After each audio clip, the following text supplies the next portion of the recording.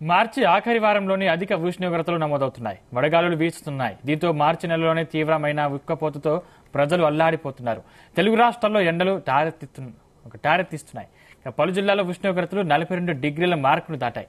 ఎండల నుంచి ప్రజలు జాగ్రత్తగా ఉండాలంటూ అప్పుడే వాతావరణ శాఖ అలర్ట్ జారీ చేసింది. తెలంగాణ 10 జిల్లాలకు వాతావరణ శాఖ ఆరెంజ్ అలర్ట్ ఇచ్చింది.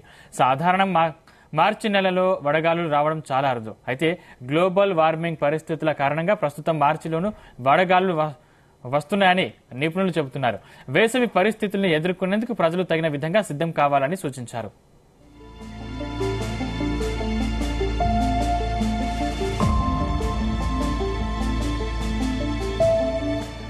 గతంలో మహారాష్ట్ర, బీహార్, ఛత్తీస్గఢ్ రాష్ట్రాల్లోనే మార్చి నెలలో 40 డిగ్రీలు నమోదయ్యేవి. ప్రస్తుతం దేశమంతటా ఉష్ణోగ్రతలు పెరుగుతున్నాయి.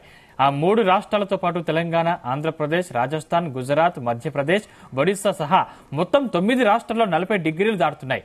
దేశంలోని 51 నగరాల్లో మార్చి ఆఖరి వారంలో ఉష్ణోగ్రతలు 40 డిగ్రీలకు చేరే అవకాశాలున్నాయని వాతావరణ శాస్త్రవేత్తలు చెబుతున్నారు.